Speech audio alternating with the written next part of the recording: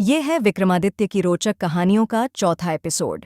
अब तक हमने देखा कि रत्नमंजरी ने राजा विक्रमादित्य के जन्म और सिंहासन की प्राप्ति की कथा सुनाई थी। आज हम चंद्रकला की कहानी सुनेंगे, जिसमें पुरुषार्थ और भाग्य के बीच के झगड़े का समाधान मिलेगा। चलिए जानते हैं आगे क्या होता है। तीसरी पुतली चंद्रकला ने जो कथा सुनाई वह इस प्रकार है। एक बार पुरुषार्थ और भाग्य में इस बात पर ठन गई कि कौन बड़ा है। पुरुषार्थ कहता कि बगैर मेहनत के कुछ भी संभव नहीं है, जबकि भाग्य का मानना था कि जो भी मिलता है वह भाग्य से मिलता है, परिश्रम की कोई भूमिका नहीं होती है। उनके विवाद ने इतना उग्र रूप ग्रहण कर लिया कि दोनों को देवराज इंद्र के पास जाना पड़ा। झगड़ा बहुत ही पेचीदा था, इसलिए इंद्र भी चकरा गए।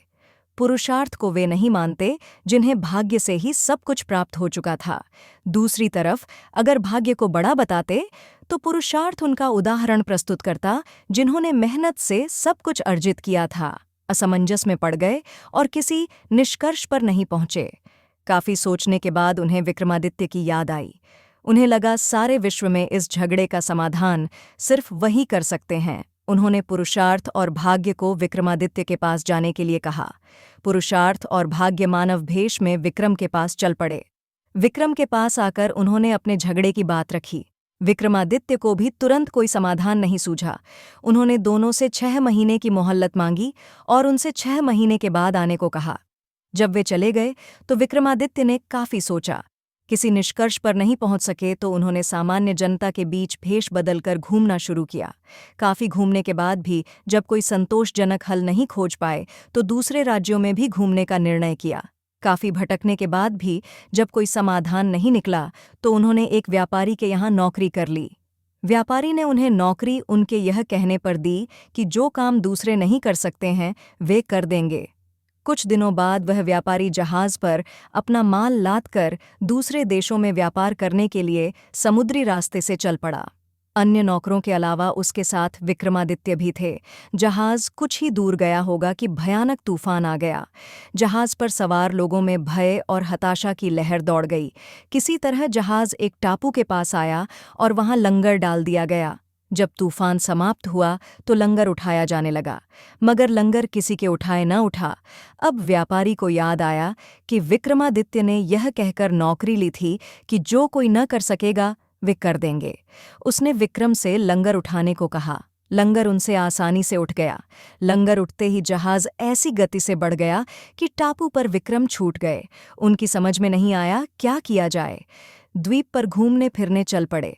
नगर के द्वार पर एक पट्टिका टंगी थी जिस पर लिखा था कि वहां की राजकुमारी का विवाह विक्रमादित्य से होगा।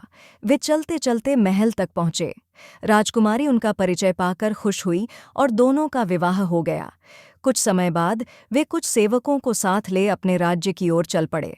रास्ते में विश्राम के लिए जहां डेरा डाला वहीं एक सन्यासी से उनकी भेंट हुई। सन्यासी ने उन्हें एक माला और एक छड़ी दी। उस माला की 2 विशेषताएं थीं। उसे पहनने वाला अदृश्य होकर सब कुछ देख सकता था तथा गले में माला रहने पर उसका हर कार्य सिद्ध हो जाता। छड़ी से उसका मालिक सोने के पूर्व कोई भी आभूषण मांग सकता था। सन्यासी को धन्यवाद देकर विक्रम अपने राज्य लौटे। एक उद्यान में ठहरकर संग आए सेवकों को वापस भेज दिया तथा अपनी पत्नी को संदेश भिजवाया कि शीघ्र ही वे उसे अपने राज्य बुलवा लेंगे।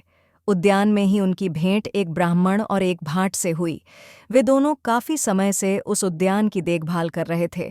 उन्हें आशा थी कि उनके राजा कभी उनकी सुध लेंगे तथा उनकी विपन्नता को दूर करेंगे। विक्रम पसीज गए।